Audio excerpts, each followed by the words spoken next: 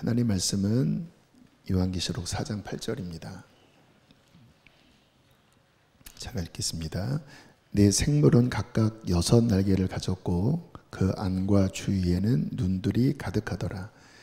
그들이 밤낮 쉬지 않고 이르기를 거룩하다 거룩하다 거룩하다 주 하나님 곧 전능하신 이여 전에도 계셨고 이제도 계시고 장차 오실 이시라 하고. 아멘. 계속해서 하나님에 대하여 알아가고 있는데 하나님을 아는 것이 가장 중요한 지식이라고 말씀을 드렸습니다. 잠언 9장 10절 함께 읽겠습니다. 여호와를 경외하는 것이 지혜의 근본이요 거룩하신 자를 아는 것이 명철이니라. 우리를 창조하신 하나님을 모른다면 아무리 세상 지식을 많이 알고 있어도 꽝이라는 거예요. 하나님을 아는 지식, 하나님을 아는 지혜가 모든 지혜와 지식의 근본이다. 이것이 가장 중요하고 가장 알아야 할 알미라는 것입니다. 예레미야 9장 23절 24절은 또 이렇게 말씀을 합니다. 여호와께서 이와 같이 말씀하시되 지혜로운 자는 그의 지혜를 자랑하지 말라. 용사는 그의 용맹을 자랑하지 말라. 부자는 그의 부함을 자랑하지 말라. 자랑하는 자는 이것으로 자랑할지니 곧 명철하여 어떻다고요? 나를 아는 것과 하나님을 아는 명철 지혜가 있다는 거예요. 또 나 여호와는 사랑과 정의와 공의를 땅에 행하는 자인 줄 깨닫는 것이다. 하나님이 뭐를 좋아하시는지를 깨달아 아는 자, 나는 이 일을 기뻐하노라. 여호와의 말씀이니라. 우리는 뭐를 자랑하지요? 돈을 자랑하나요? 능력을 자랑하나요? 사람을 자랑하나요? 그런 거 자랑하지 말아라. 다 쓸데없다. 네가 만약에 자랑할 것이 있다면 하나님이 누구인지를 아는 것, 하나님이 뭐를 좋아하시고 뭐를 싫어하시는지를 알아서 그를 경외하고 그에게 가까이 할 수 있는 이 지식을 가지고 있다면 그것은 자랑해라. 왜? 그게 진정한 지식이기 때문이다 라고 말씀을 합니다. 또한 하나님을 아는 것은 인생에 큰 힘이 됩니다. 왜냐하면 하나님은 능력이실 뿐만 아니라 우리의 힘이 되시는 분이기 때문에 그렇습니다. 그래서 하나님을 알면 하나님께로 달려갑니다. 굉장히 중요한 지혜인데요. 우리는 문제에게로 달려갑니다. 그리고 사람에게 달려가요. 그러면 답이 없습니다. 답이 없어요. 지치기만 합니다. 해결할 능력이 없는데 계속 문제에게 달려가고 사람에게 달려가면 나중에 번아웃 되는 거죠. 그래서 실은 많은 분들이 그렇게 하다가 지치고 그렇게 하다가 병들고 상해버립니다. 그러나 하나님을 아는 자들은 하나님에게 달려갑니다. 그는 나의 힘이시요 나의 구원이시요 나의 도움이 되십니다. 개척하고 초기에 가장 힘들었던 게 저는 설교 준비였던 것 같아요. 말씀 준비가 지금도 이렇게 수백 명이 바라보고 있잖아요. 이게 얼마나 부담되는 건지 아십니까? 한 40분, 50분 말씀 준비하는 게 이게 너무 부담스러운 거예요. 그래서 토요일이면 거의 고3 수험생 이제 수능 보는 그 전날 같은 느낌이 매주마다 수능을 보는 거예요. 매주마다. 고3인 거예요. 수험생인 거예요.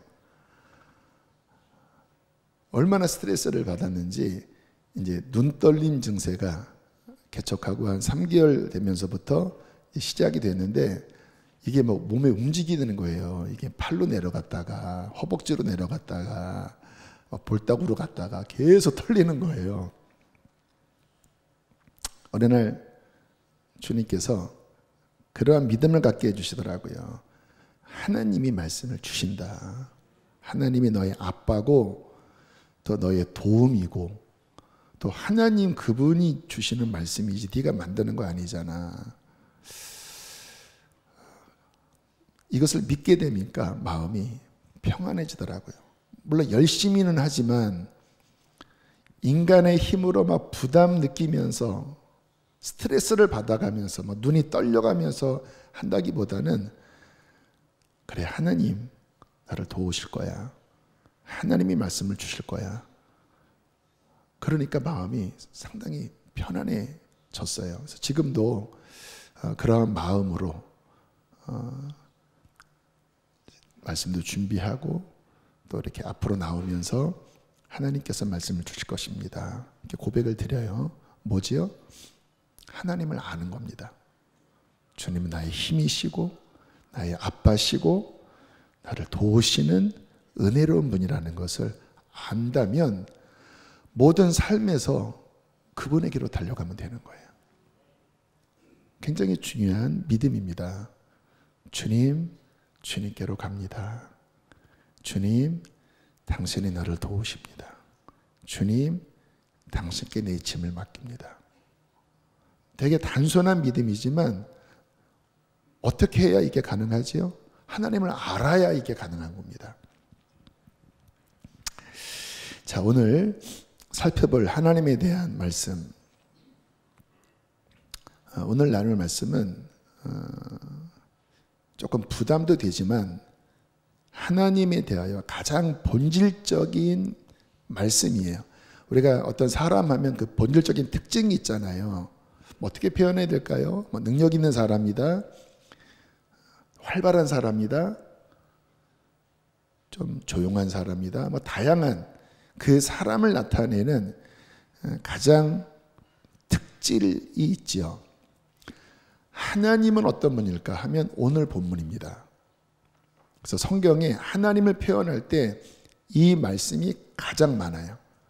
검색할 때 딱 치면 뭐 창세기부터 계시록까지 막 수십, 각 권별로 막 몇 번에서 막 수십 번까지 나와요. 자, 어떤 하나님일까요?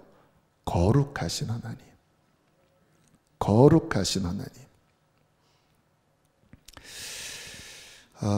이 거룩하신 하나님, 성경엔 굉장히 많이 나오지만 우리에게는 좀 익숙하지는 않습니다. 왜냐하면 우리가 거룩하지 않기 때문에 거룩하신 하나님 하면 왠지 이질감도 느껴지고 또 부담감도 느껴집니다. 우리가 사람도 뭔가 이렇게 홀리한 사람, 경건한 사람 만나면 좀 부담스럽잖아요. 근데 거룩의 본체이신 그 하나님 하면 왠지 두렵기도 하고 내 죄가 드러나는 거 아니야? 하는 그런 두려움도 느끼고 왠지 마음에 어떤 양심에 찔림도 생기고 떳떳하지 않은 마음이 들고. 그래서 지난주에 아빠 아버지라는 말씀과는 또 대비되게 이 거룩하신 하나님 하면 그렇게 뭔가 우리 안에 부자연스러움을 주는 하나님의 속성이기도 합니다. 그러나 우리가 하나님을 이해할 때 있는 그대로 보셔야 돼요. 사랑, 아빠, 또 거룩한 하나님, 능력의 하나님. 이게 다 있는 그대로를 우리가 들어야 비로소 하나님에 대한 온전한 지식을 갖게 됩니다. 근데 요즘 이 현대 교회에 이 거룩하신 하나님에 대한 말씀이 많이 약화되는 것은 사실입니다. 오히려 사랑의 하나님, 또 모든 것을 할 수 있다고 하는 어떤 적극적인, 어떤 긍정적인 그런 측면에서의 신앙은 사람들이 듣기 좋아하니까 많이 이야기를 하는데 이 거룩하신 하나님은 상당히 강단에서 또 어떤 우리의 가르침에서 많이 약화되어 있어요. 그러시면 안 됩니다. 왜냐하면 아까 드린 말씀처럼 이 거룩하신 하나님은 하나님의 대표적인 그분의 품성이기도 하고 그분의 특징이기도 해요. 자, 성경을 보면 이제 사람들이 하나님을 만나면서 그 하나님을 이제 표현하는 그런 말씀들이 나오는데, 오늘 예배국에서 드린 찬양의 그 본문 배경, 찬양의 가사의 그 원문, 이게 이제 이사야 6장인데요. 자, 이사야 6장을 보면 이사야라고 하는 선지자가 본인이 섬겼던 우시야 왕이 죽었을 때 신기한 체험을 합니다. 자, 성경 보겠습니다. 이사야 6장 1절부터 보면, 우시야 왕이 죽던 해에 비전을 본 거예요. 환상을 본 거예요. 주께서 하나님이 높이 들린 보좌에 앉아 계시는데, 얼굴은 못 봤던 것 같고 어떤 보좌에 앉아 계신 하나님의 형상을 본 거죠. 근데 그 옷자락이 성전에 가득, 지금 이 예배당으로 비유를 들면 지금 저 중앙 위에 커다란 하나님의 보좌가 있고 거기에 하나님이 앉아 계신데, 그 거룩한 옷자락, 로브라고 하죠. 이렇게 왕들이 입는 그런 옷 있잖아요. 그 옷자락이 이 성전에 이렇게 벌럭벌럭 하면서 이렇게 가득 주님의 그 옷자락이 그 성전에 이렇게 흩날리고 있었다라는 거예요. 그런데 2절, 세랍, 그룹이라고도 해요. 세라핌이라고도 하는 천사 중에서, 천사는 굉장히 다양한 종류의 천사가 있거든요. 근데 이 그룹, 세랍은 하나님의 가장 가까이서 모시는 천사입니다. 근데 좀 특이하게 생겼어요. 6 날개가 있어요.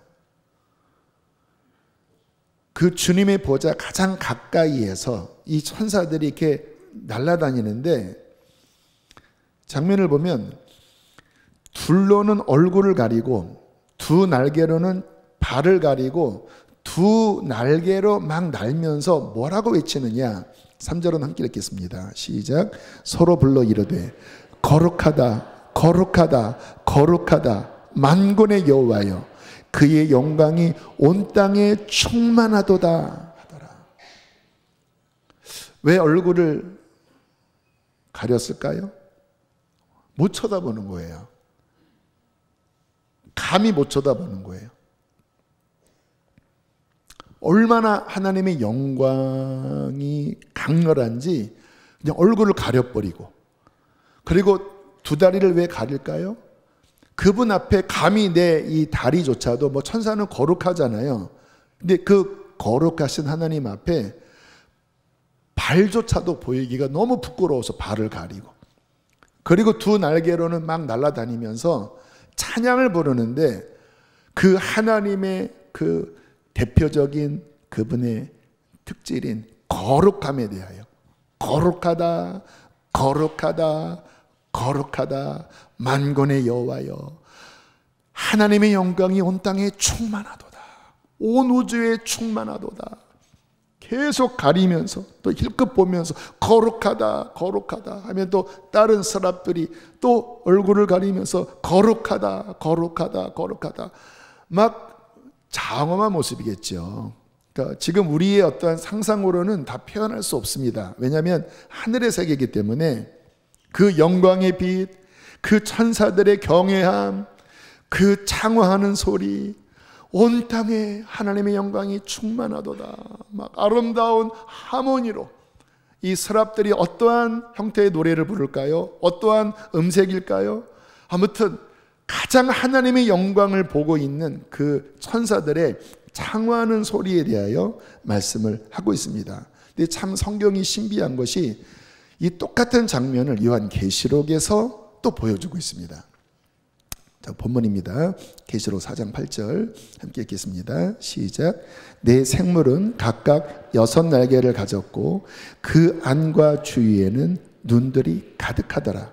그들이 밤낮 쉬지 않고 이르기를 거룩하다 거룩하다 거룩하다 주 하나님 곧 전능하신 이여, 전에도 계셨고 이제도 계시고 장차 오실 이시라 하고. 6 날개죠.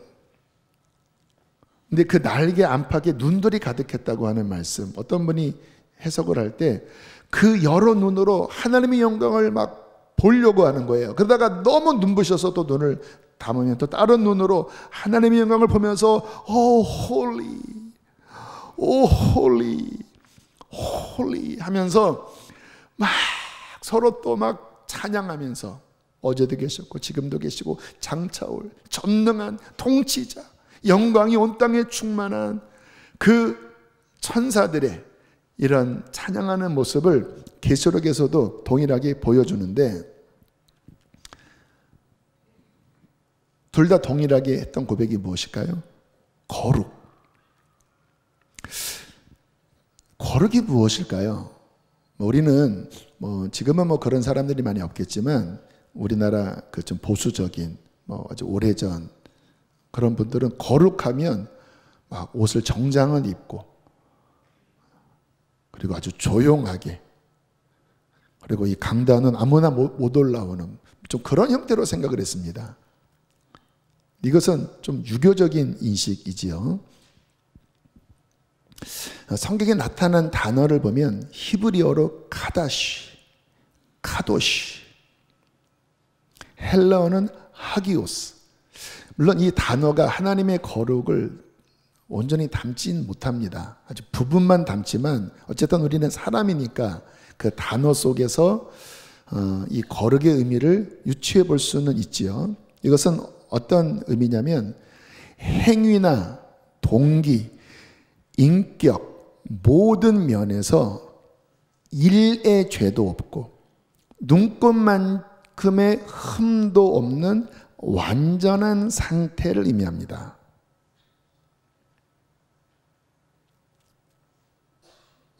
우리로서는 상상이 잘 안 되는 모습이에요.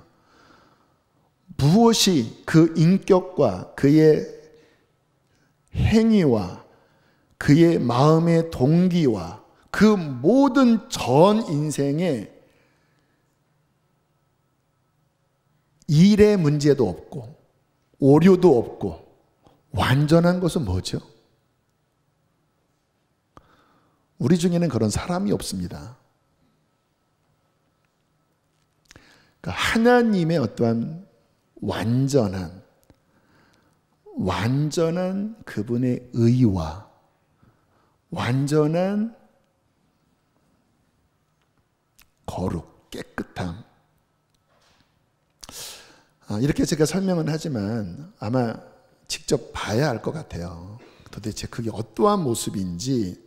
그래서 나중에 주님 나라 가셔서 우리가 보면 그거였구나. 그러니까 답답해요. 실은 이와 같은 하나님의 본체를 이게 인간이 설명한다라는 게 실은 답답하지만, 그러나 어쨌든 하나님의 말씀이니까 우리가 찾아 나가다 보면 성령께서 열어주실 때 이 거룩을 우리는 조금이라도 보게 될 것입니다. 이 거룩은 두 가지 방면으로 나타납니다. 하나는 영광. 그 주님의 흠도 점도 없는 그 완전한 사랑과 정의, 그 완전한 그분의 모습이 이 칼라로 아주 순백색을 넘어서서 아주 찬란한 영광의 빛, 태양과는 비교할 수 없는 영광의 빛으로 나타난다라는 거예요. 그래서 디모데전서 6장 16절은 이렇게 말씀하십니다. 함께 읽겠습니다. 시작.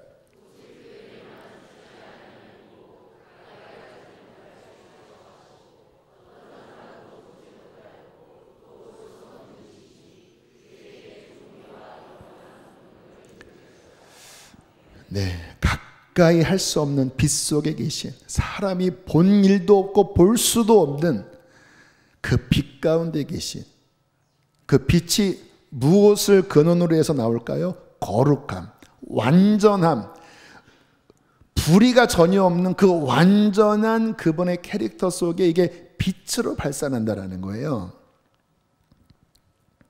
예수님께서 이 땅에 계실 때 잠시 그 거룩의 영광을 잠시 보여주실 때가 있었죠. 그 변화산에서 기도하시다가 순간 그 영광을 이렇게 보여주십니다. 마태복음 17장 2절입니다. 함께 읽겠습니다. 시작.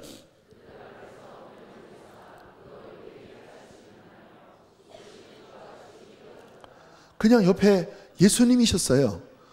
근데 순간 그 주님의 거룩의 영광을 딱 보이시니까 얼굴이 어떻다고요? 해처럼 빛나요. 깜짝 놀라지 않겠습니까? 갑자기 얼굴이 그냥 확 빛나고 옷이 빛과 같이, 또 다른 성경에서는 빨래하는 자가 도저히 희게할 수 없을 정도의 그 흰 빛깔.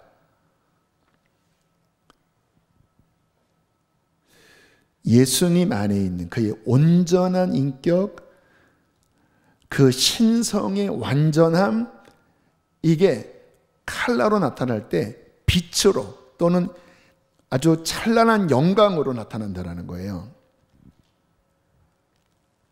얼마나 아름다울까요?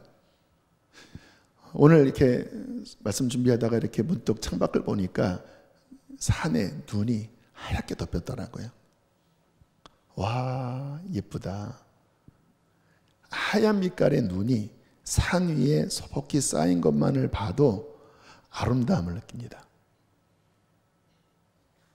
근데 하나님의 그 완전한 의의 힘, 그리고 그 찬란한 그분의 인격과 그분의 품성이 빛으로 나타날 때, 이거는 말로 표현이 안 되는 영광이 비칩니다. 스랍들이 그거를 본 거예요. 그러니까 막 얼굴을 가리고, 그리고 날개에 막 그 눈을 막 깜빡깜빡거리면서 그 찬란한, 그러나 감히 볼 수 없는 그 영광의 빛 앞에 막 날개짓을 하면서 카도시, 카도시, 카도시, 거룩하다, 거룩하다, 거룩하다, 만군의 여호와여, 주의 영광이 온 땅에 충만합니다.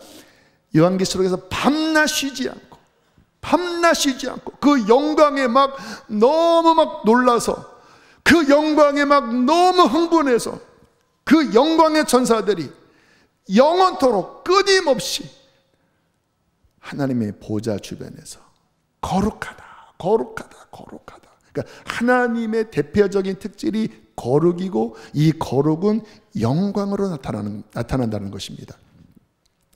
요한계시록 21장 3절은 그 영광의 빛을 이렇게 묘사하고 있습니다. 함께 읽겠습니다. 시작.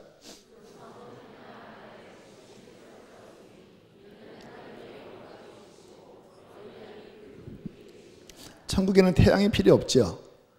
등불도 필요 없습니다.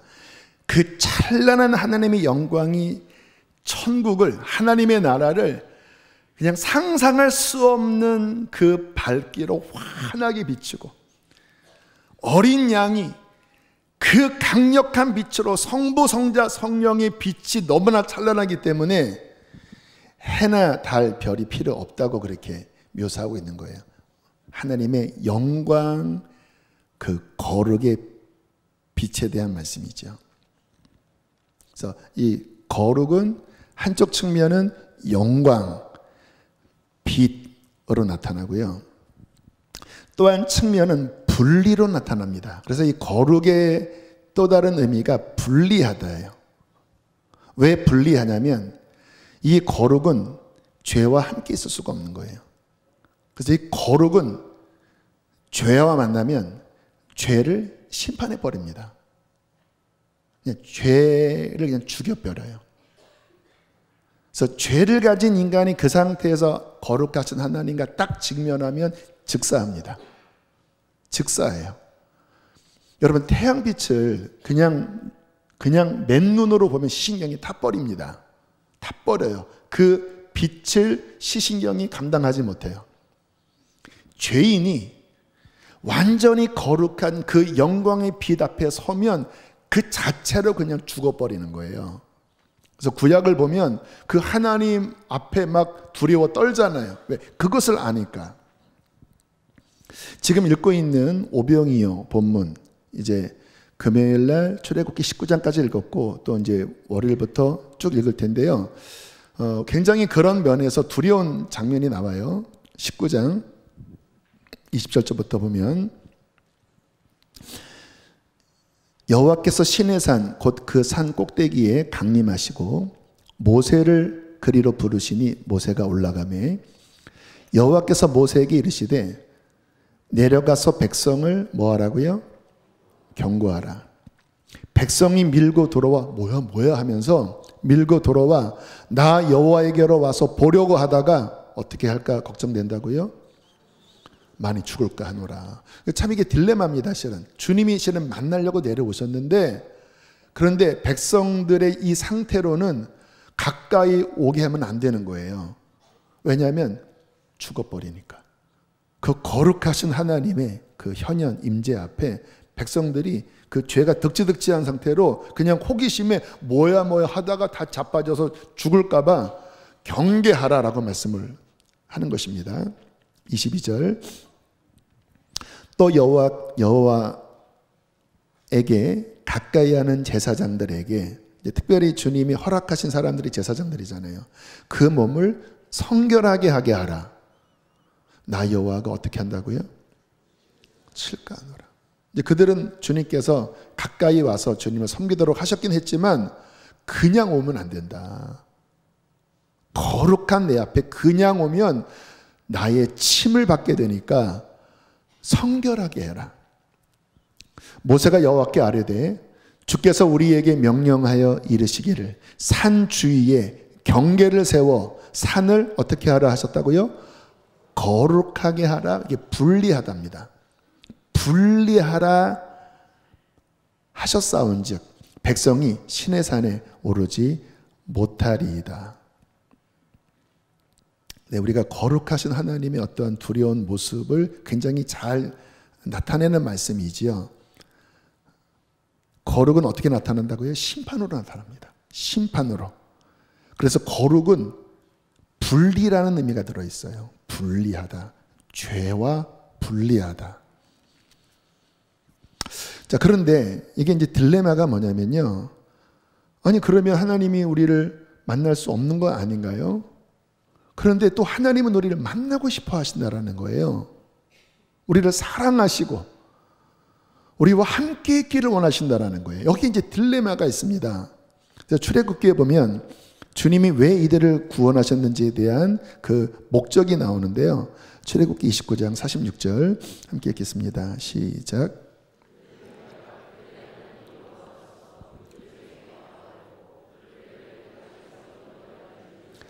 목적이 뭐예요? 그들 중에 거하려고. 그들과 함께 살려고. 근데 하나님은 거룩하신 분이시잖아요. 우리는 죄인들이잖아요. 거룩은 분리한 거잖아요. 근데 주님의 목적은 뭐라고요? 함께하고 싶어서 내려왔다라는 거예요. 너와 함께하고 싶어서. 그들 중에 거하려고.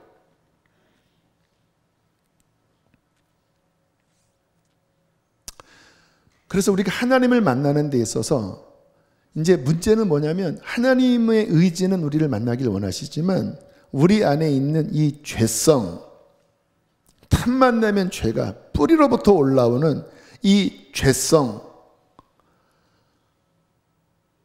그 하나님의 거룩하심 앞에 어떻게 이게 만나겠느냐. 그래서 성경에 많은 저자들이 그 하나님 앞에 이러한 기도를 자주 합니다. 시편 76편 7절에 주께서는 경외받을 이시니 주께서 한번 노하실 때에 누가 주의 목전에 서리이까. 130편 3절은 함께 읽겠습니다.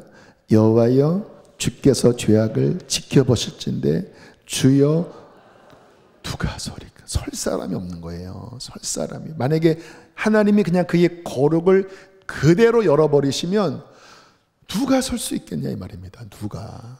우리의 죄악을 다 감찰하시고 다 드러내시고 주님의 거룩함 그대로 그냥 정면으로 맞부딪히게 한다면 주님 누가 서리이까? 누가 주 앞에 설 수 있겠습니까? 죄악을 관찰하실지인데 누가 하나님 앞에 설 수 있겠습니까? 우리의 고백이 아닙니까? 그래서 성경의 가장 중요한 질문은 또는 주제는 뭐냐면 어떻게 죄인인 인간이 거룩하신 하나님을 만날 수 있는가입니다. 어떻게 죄인된 인간이 거룩하신 하나님을 만날 수 있는가? 결국 하나님은 그렇게 하려고 우리를 부르신 건데, 죄인인 우리인데 하나님이 죄를 그대로 판단하신다면 설 자가 아무도 없는데 어떻게 거룩하신 하나님 앞에 설 수 있겠는가? 이게 성경의 주제입니다. 감사하게 저는 성령님이 지금 이 말씀의 주제를 이끌어 가신다고 믿는 게 딱 성경과 그대로 연결이 돼요. 이 출애굽기가 딱 이제 그 본문, 주님의 아까 그 시내산에 임하시는 그 본문이 지난 금요일까지였잖아요. 그리고 이제 월요일부터 이제 그에 대한 어떤 하나님의 해답들이 나오는 게 출애굽기 그리고 레위기입니다. 그래서 이번 수요일 날도 좀 그와 같은 말씀을 전하려고 하는데, 그래서 하나님이 뭐라고 말씀하십니까? 성막을 만들려고 말씀해요. 성막.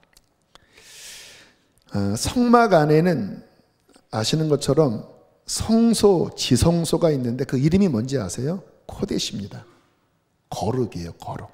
코데시, 카도시. 그래서 코데시는 거룩이라고 하는 명사고, 카다시는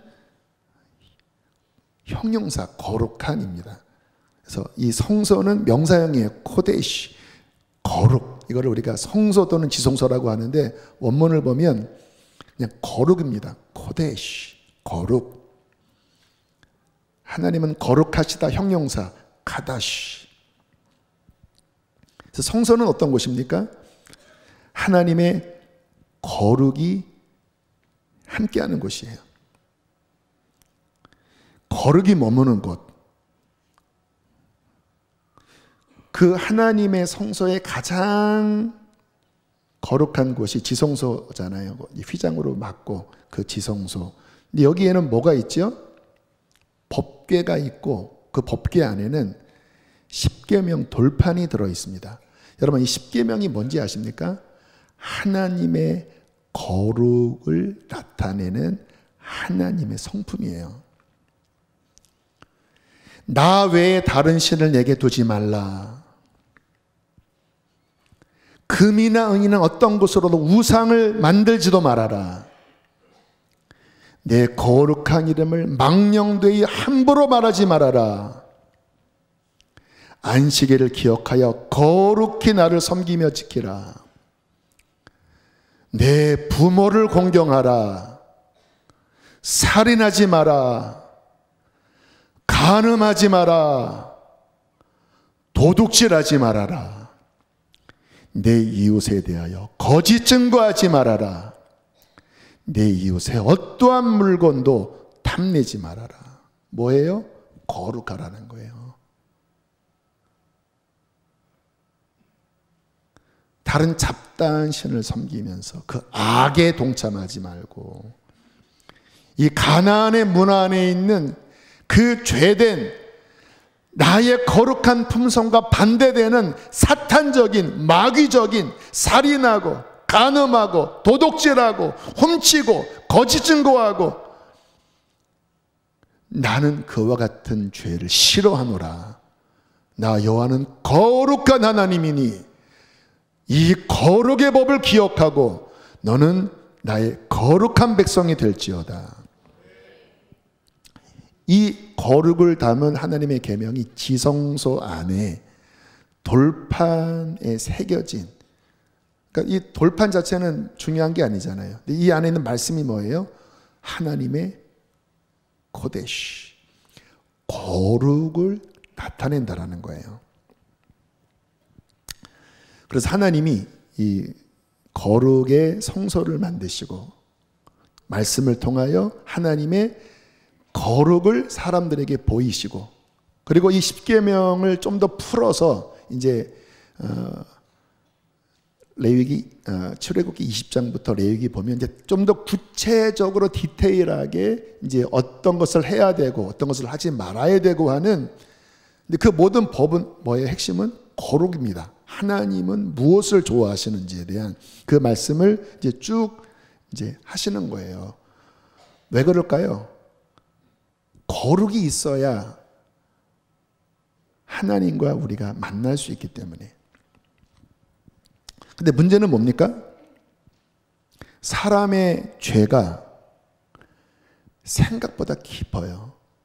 우리가 착각을 하지 말아야 되는 게 뭐냐면, 죄는 바깥에 있는 게 아니라 우리의 본성 안에 있습니다. 본성, 가장 뿌리. 그래서 성경에서는 자라고도 이야기하고 또는 육체라고도 이야기합니다. 우리가 육체 또 본성이 가장 중심부 뿌리 안에 죄가 거하고 있어요. 그래서 이게 평상시에는 괜찮은 것 같지만 기회만 조성이 되면 막 우후죽순으로 나와요. 기회만 조성이 되면. 여기에서는 여러분 그래도 괜찮게 지내시지만 직장 나가시고 또 뭐 친구들 만나서 뭐 노래방 가고 막 주점 가고 하면 나오잖아요. 바깥에 있는 게 아니라 뿌리 안에 이 죄에 부패된 그 죄의 힘이 우리를 꽉 잡고 있다라는 거예요. 그러니까 거룩하신 하나님을 알고 또 거룩하신 하나님을 만나기 위하여 성소를 만드셨지만 이 근본 안에 있는 이 죄 문제 때문에 이 주님과 인간 사이의 어떤 만나는 것이 쉽지 않은 굉장한 텐션이 있는 이 관계가 우리가 성경을 읽어보면 레위기, 뭐 민수기 다 그 내용이에요. 막 하나님과 인간이 얼마나 막 정말 얼마나 씨름을 합니까? 다 뭐예요? 그 안에 있는 죄가 막 말씀이 들리고 막 하나님이 막 현현하시고 여러분 그 시내산 위에서 저 위로부터 나 외에 다른 신을 두지 말지어다 하나님의 음성이 들리는데 막 오금이 저렸지 않겠습니까? 근데요 40일도 지나지 않아서 금송아지 만들어서 이가 우리를 구원한 여호와다 하면서 막 난리 버거지를 쳐요. 이해 안 되죠? 저 산 위에서는 지금 하나님과 모세가 만나고 있는데 몇십일도 못 참고 이 속에 막 꾸역꾸역 나오는 거예요.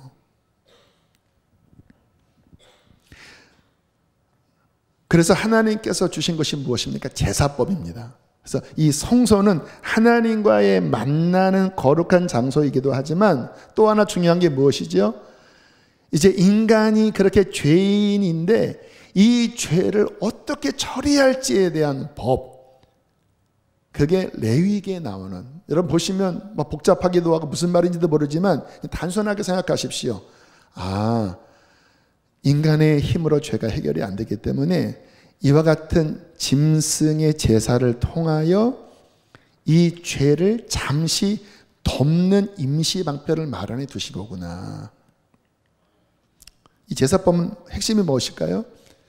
죄를 진 자가 짐승, 양이나 염소를 끌고 오라는 거예요. 그리고 어떻게 합니까? 제사장 앞에서 자기 죄를 고백해요. 나 이런 죄를 저질렀습니다. 그리고 그 짐승의 머리에 안수를 합니다. 안수의 또 다른 의미는 전가하다입니다. 전가하다. 본인의 죄가 일로 가요. 그리고 그 제사 지내는 본인이, 제사장이 하는 게 아니라 본인이 그 기르던 양의 가슴을 열고 염통을 끊고 피를 쏟습니다. 레위기 17장 11절 함께 읽겠습니다. 시작.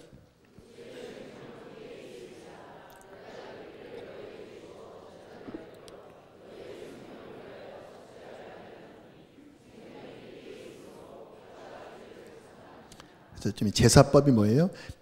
피에 생명이 있는데 이 피를 제단에 뿌려서 너희의 생명을 위하여, 이 거룩이 죄를 만나면 생명을 죽여버리잖아요. 그래서 생명이 담겨있는 피를 주어서 제단에 뿌려 죄인이 받을 형벌을 그 짐승의 피가 대신하게 하겠다. 생명이 피에 있으므로 피가 죄를 속한다. 그래서 이스라엘의 성막은 뭐가 강을 이뤘을까요? 피가 강을 이뤘습니다. 아침 저녁 양을 잡고 염소를 잡고 또 백성들이 뭐 날마다 끌고 와야 되지 않았겠습니까? 그 제단에 계속 매 하면서 양이 죽어가고 그 심장에서 피를 제단에 쏟고 그 밑이 막 시뻘건 피가 강을 이루면서 매일 아침 저녁으로 제사장이 제사를 지내고, 안식일에는 7마리 이상 또 막 피를 흘리고 막 계속 피를 흘리는 거예요. 왜요? 하나님은 우리와 만나길 원하세요. 근데 인간의 그 죄가 그 주님의 거룩함 때문에 죽일 수밖에 없어요. 하나님께서 피를 대신 죽게 하겠다, 그 짐승을 대신 죽게 하겠다 해서 피가 그 제단의 강을 이루면서 하나님의 그 거룩의 심판이 그 제단에서 그 짐승의 피에게 쏟아 부어지고, 그리고 하나님이 그 인간을 그래서 만나시는 그 거룩한 품성으로 그 인간을 사랑하시지만 그 인간의 죄, 그 더러운 것들, 주님께서 이 거룩을 제단의 짐승의 피에게 쏟으시고 인간을 계속 만나려 하셨다고 하는 게 출애굽기, 레위기에 나와 있는 그 제사법 그리고 성막에 대한 말씀이에요. 그래서 한번 내일부터 이 관점으로 보시면 왜 이렇게 말씀하셨는지를 아실 거예요. 근데 문제는 무엇입니까? 양과 소가 우리의 근본적인 죄를 해결할 수 없습니다. 인간이 지은 죄인데 무슨 짐승에다 해결합니까? 임시방편이었다라는 거예요. 그래서 성경에 중요한 말씀을 하십니다. 히브리서 10장 4절과 5절 그리고 7절입니다. 우리 크게 함께 읽어보실까요? 시작.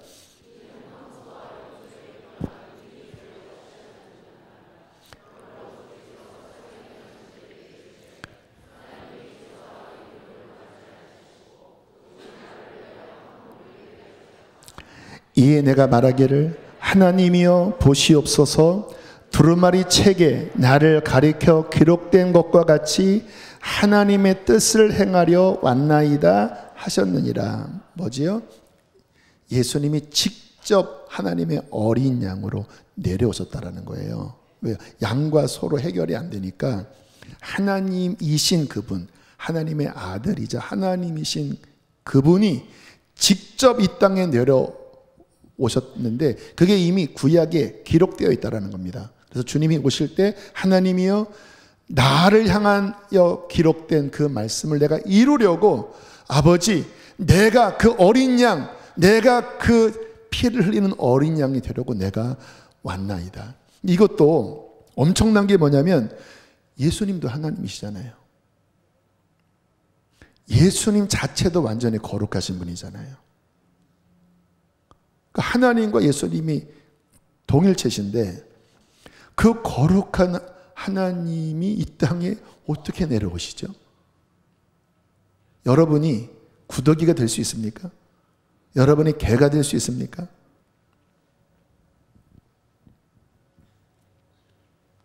그래서 성경을 보면 그는 근본 하나님의 본체시나 자기를 비워, 뭐를 비웠을까요?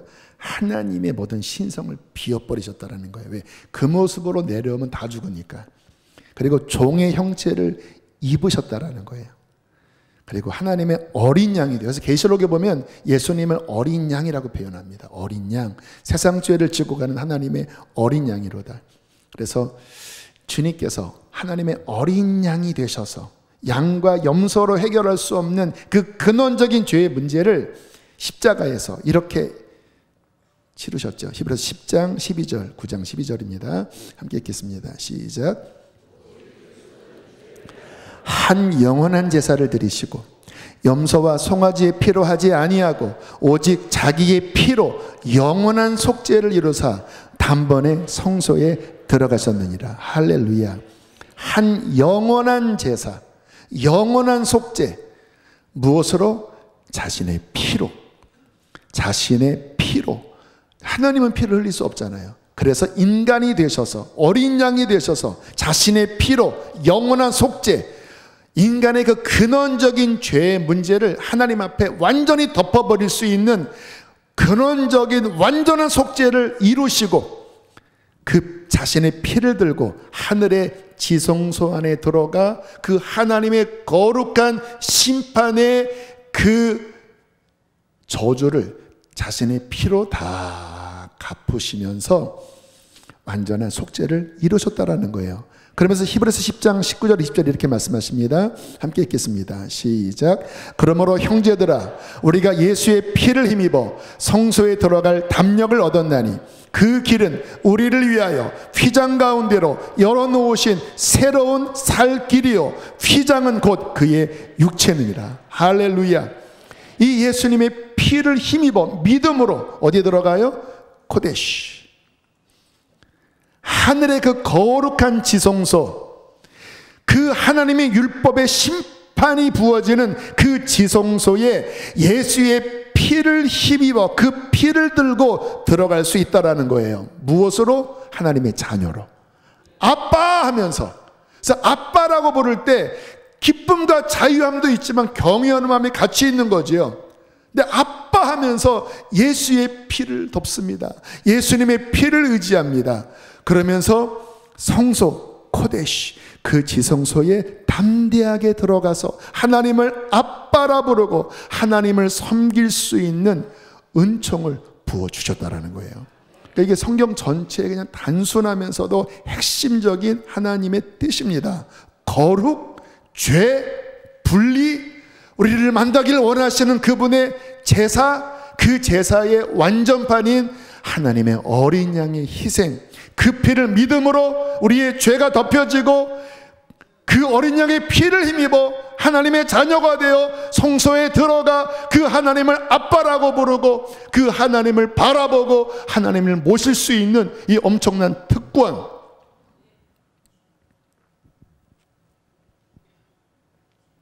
또 하나의 딜레마가 있죠. 육체 안에 여전히 죄가 있잖아요. 신앙은 무엇일까요? 로마서 1장 7절은 로마에 있는 교인들을 향해 이렇게 바울이 선언하고 있습니다. 함께 읽겠습니다. 시작.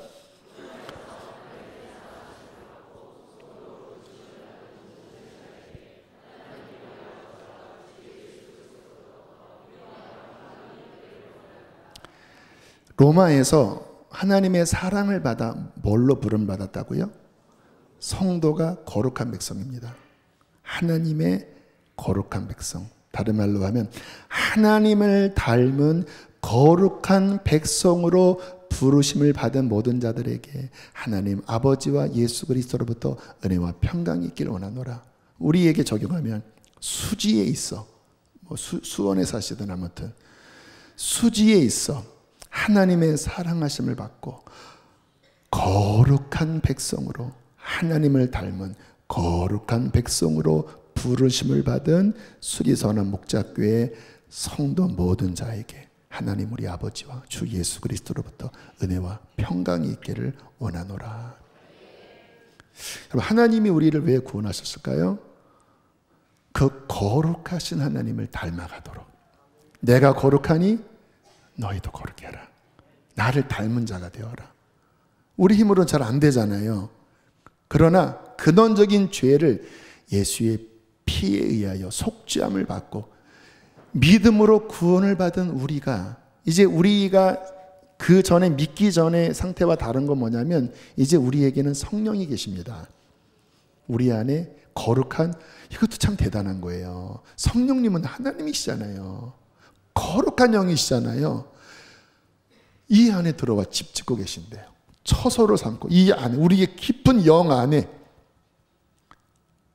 성령이, 그리고 우리에게 또 뭐가 있습니까? 예수의 피가 있습니다. 그리고 하나님의 언약이 있습니다.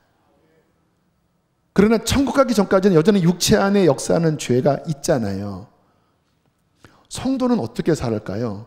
수지에서 하나님의 성도로 부르심을 받고 뭐예요? 이제 거룩한 하나님을 닮는 이 거룩한 목적, 거룩한 목표가 우리 안에 있는 거예요.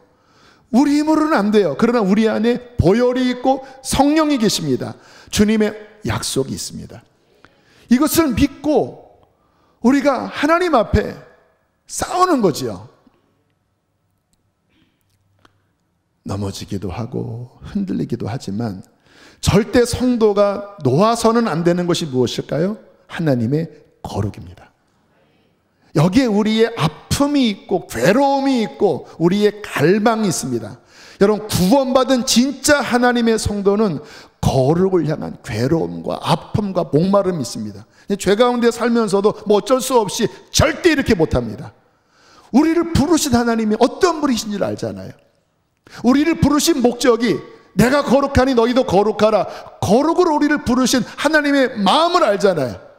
그러니까 구원받은 자들은 세상의 죄 가운데 살면 괴로워지는 거예요. 괴로워지는 거예요. 그러나 우리가 낙심하지 않을 것은 예수님의 보혈이 있습니다. 생명의 성령의 법이 있습니다. 그래서 뭐 하면 되냐면 회개하면 되는 거예요. 돌이키면 되는 거예요. 버리면 되는 거예요. 다시 어린 양의 피를 의지하고 우리 안에 역사하시는 성령님을 의지하고 우리를 거룩해 하시는 하나님의 말씀을 읽고 묵상하고 그 말씀을 따르면 이 말씀이 거룩하고 예수의 보혈이 거룩하고 성령이 거룩하시기 때문에 우리가 믿음으로 말씀을 의지하고 보혈을 의지하고 성령님을 의지하면 그 은혜의 역사가 우리를 거룩한 백성으로 변화시키십니다. 이게 신앙의 목표고 신앙의 길이고 신앙의 소원입니다. 그래서 은혜로 구원받은 거룩함을 선물로 받은 우리들이 이제 모든 삶에서 점점 변화되는 거예요. 저희 교회에서 한 달에 한 번씩 수원 노숙인 이제 섬기러 그래서 예배도 드리고 임의용 봉사도 하고 또 도시락도 나누고 하는 사역을 합니다. 매주마다 몇십 명씩 가요. 감사하게 지난번에는 평상시에는 한 40-50명 참여하다가 이번에 한 100여 명이 왔대요. 그게 뭔지 아세요? 거룩입니다. 하나님의 이웃을 향한 그 사랑, 나눔. 세상 속에서 자기만을 위해 살다가 이제 구원받고 이제 주님의 말씀에 감동받아서 한 달에 한 번이지만 가서 도시락도 나누고 임의용도 하고 예배도 드리고 전도하자. 그게 뭐예요? 하나님의 말씀을 읽고 하나님의 말씀에 참여하는 거예요. 그때 어떤 일이 벌어질까요? 당신의 삶이 주님의 거룩한 품성에 전염되어 여러분의 영혼이, 여러분의 인생이 그 영적인 의복이 빛납니다. 내가 거룩하니 너희도 거룩하라. 또 한 달에 한 번 성주건을 갑니다. 가서 예배도 드리고 아이들과 멘토링도 하고 주님이 이웃을 사랑하라고 했잖아요. 그분의 거룩한 계명이 구체적으로 그런 것들이거든요. 성경 보면 다 그런 내용들입니다. 이웃을 사랑하는. 그렇게 섬기는 거예요. 어제는 이제 유아 유치부 그 말씀 성경학교를 했는데 로엘 미니스트리라고 이제 그렇게 버려진 아이들을 모시고 데리고 사는 목사님, 그 아이들을 이제 데리고 와서 여기에 참여하게 했습니다. 성도님들이 그 아이들 데리고 헌신을 하고 또 그 아이들과 함께 말씀을 배우고 했죠. 영적으로 어떤 일이 벌어지는지 아세요? 하나님의 말씀, 그 말씀에 대한 순종, 그 삶을 살아갈 때 하나님의 그 온전한 의와 그분의 사랑과 그분의 품성을 닮아가는 그 닮음 속에서 주님의 거룩이 우리를 변화시키시는 것. 그게 신앙생활입니다. 교회 일주일에 한 번 예배드리고 내 삶은 말씀과 전혀 상관없고 여전히 육체 욕망대로 더럽게 어둡게 마귀에게 속하여 거룩과 상관없이 산다면 일단 구원받지 않은 사람이겠죠. 구원받은 사람은 그렇게 살면 못 견딥니다. 왜? 거룩의 영이 내 안에 있기 때문에 그렇게 살면 막 외롭고 막 죽을 것 같고 두려워요. 왜? 거룩하신 하나님을 아니까. 그래서 막 회개하고 몸부림치고 그래서 점점 신앙생활한 지 1년이 되고 신앙생활한 지 5년이 되고 10년이 되면서 물론 업앤다운이 있겠죠. 연약하니까 쓰러질 때도 있지만 다시 주님을 의지하여 점점 거룩하신 주님을 닮아가다가 우리의 생명이 끝나는 날 주님 다시 오시는 그날 그 피를 힘입어 거룩한 주의 나라에 들어갈 때 우리는 거룩하신 하나님을 얼굴과 얼굴로 맞대어 볼 것입니다. 천사는 못 보지만 우리는 아마 볼 거예요. 왜? 우리는 자녀가 되었으니까. 그 영광을 바라보면서 주님 이것이었군요. 그때 2024년 2월 24일 날 강대영 목사가 막 손짓발짓하면서 가봐야 안다고 그랬는데 이것이었군요. 거룩, 거룩, 거룩, 할렐루야! 그렇게 하나님을 찬양하는 영광의 거룩한 백성이 될 것입니다. 우리 함께 싸워 나갑시다. 주님의 은혜를 의지합시다. 말씀을 따라갑시다. 바로 이분이 우리 거룩하신 하나님이십니다. 우리 함께 시간 찬양하시겠습니다.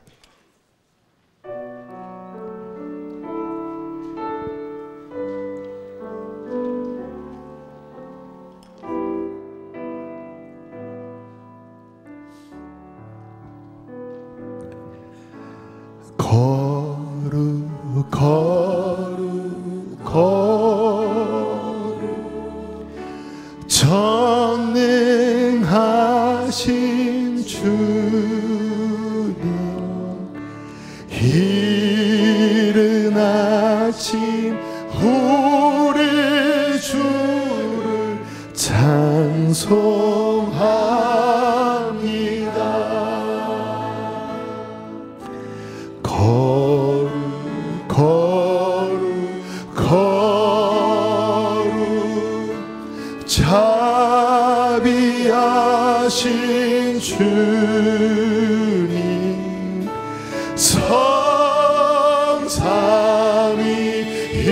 성삼위일체 우리 주로다.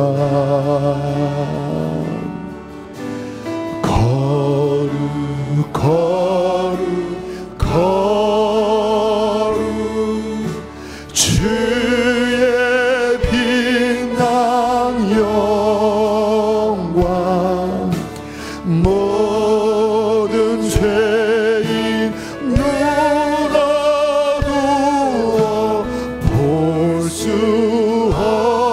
없도다.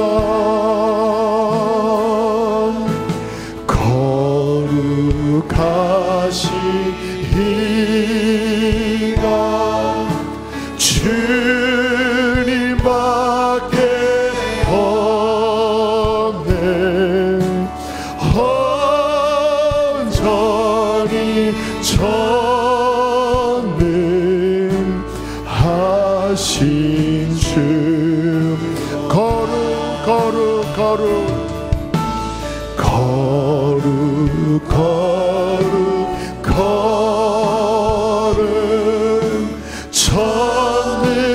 전능하신 주님 천지 만물 모두 주를 찬송합니다.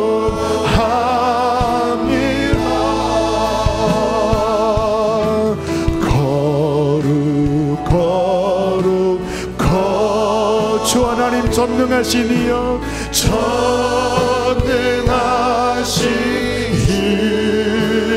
이님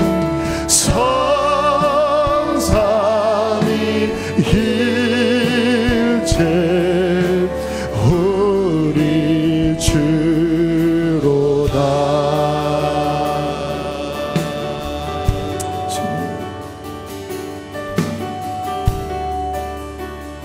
그분이 우리를 사랑하십니다. 나의 사랑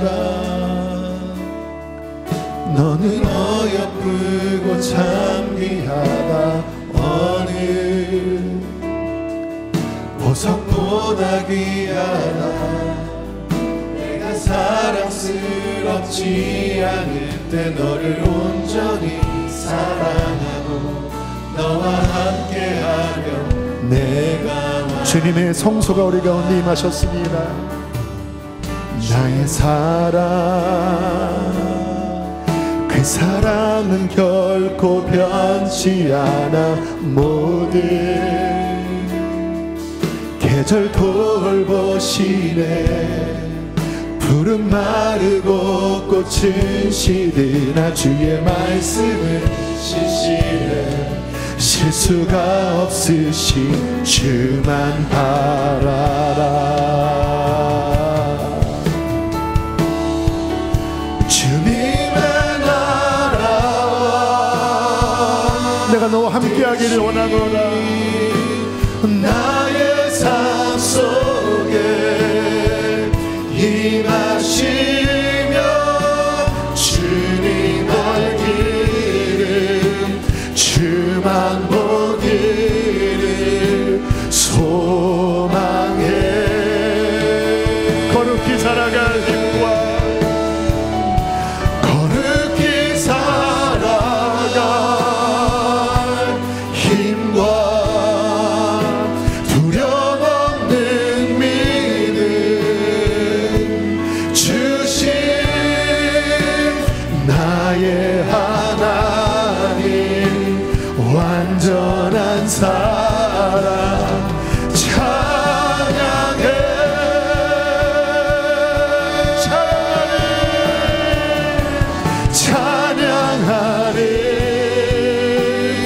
우리는 거룩하신 하나님을 섬기기를 원합니다. 영원히 함께 하시네 존귀하신 사랑의 왕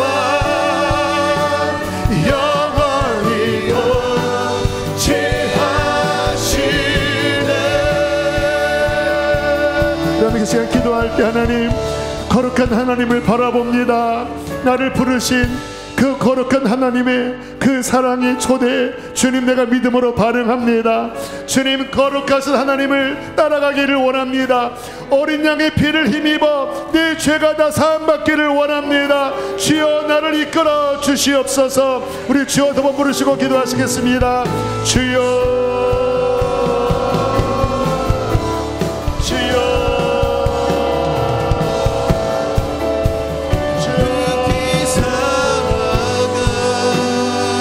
내가 거룩하니 너희도 거룩하라. 내가 거룩하니 너희도 거룩하라.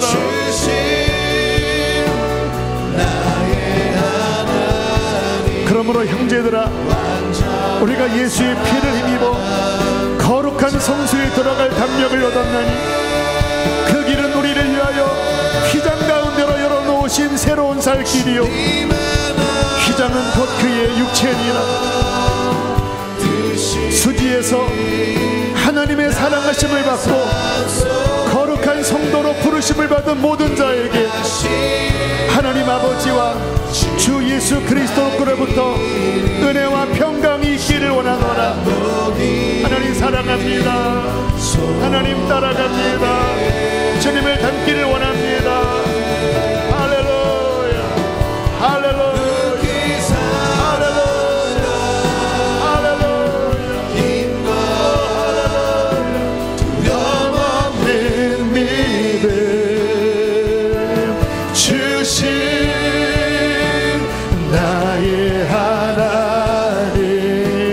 완전한 사랑. 우리 함께 다시 한번 우리 함께 고백합시다. 주님의 나라와 주님의 뜻이 나의 삶에 완전히 이루어지길 원합니다. 주님의 나라와 뜻이 나의 삶 속에 이루어지며 주님 알기를 주만 보기를 소망해.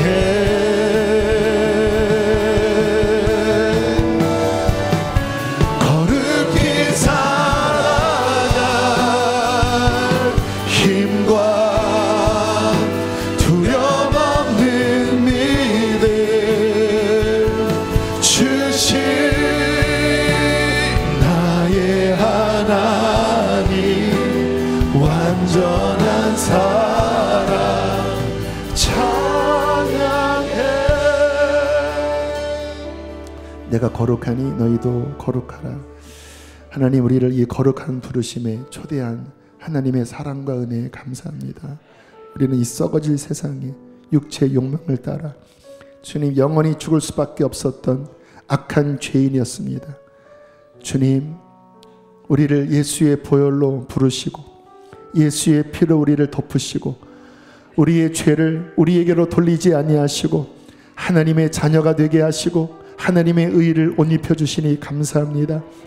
그러나 우리가 이 땅에 살아가면서 이 세상의 악과 육체의 욕망 속에 하나님 우리가 탄식합니다. 하나님 우리를 불쌍히 여겨 주시옵소서. 하나님의 은혜가 아니고는 거룩하신 하나님의 존전 앞에 설 수 없습니다. 주께서 죄악을 감찰하실진데 누가 거룩하신 하나님 앞에 설 수 있겠습니까? 아버지, 우리를 불쌍히 여기시고 우리를 거룩한 은총을 우리에게 더하사 아버지 우리를 변화시켜 주시옵소서. 예수를 더 닮게 하여 주십시오. 거룩하신 하나님을 더 알게 하여 주십시오. 당신의 거룩의 말씀으로 우리를 변화시키셔서 예수님을 닮은 그 한 절 한 절이 우리의 인생의 오선지에 새겨지게 하여 주시옵소서. 그렇게 하실 주님을 믿습니다. 그리고 갈망합니다. 그렇게 이루어 주시기를 믿습니다. 그래야 우리와 늘 함께 하여 주시고 주님을 사랑한다 고백하게 하여 주시고 주님과 영원히 동행케 하여 주시다가 주님 나라에서 거룩하신 하나님을 사랑 중에 만나게 하여 주시옵소서. 귀한 예물 봉헌합니다. 기쁘게 흠양하시고 이 예물이 거룩하게 되어 하나님 기쁘시는 일에 쓰여지게 하여 주시고 이 예물이 쓰여지는 곳마다 거룩해지게 하여 주시옵소서. 몸이 아픈 이들 불쌍히 여기시고 우리 하나님의 사랑으로 치유하여 주시며 온전케 하여 주시옵소서. 이제는 우리를 죄에서 건지신 예수님 구원의 은혜와 아들을 내어주신 아버지의 크신 사랑과 우리 안에 거하시는 거룩한 성령의 교통하심이 오늘 말씀을 꼭 붙잡고 돌아가는 주의 거룩한 성도들에게 함께할지어다. 아멘.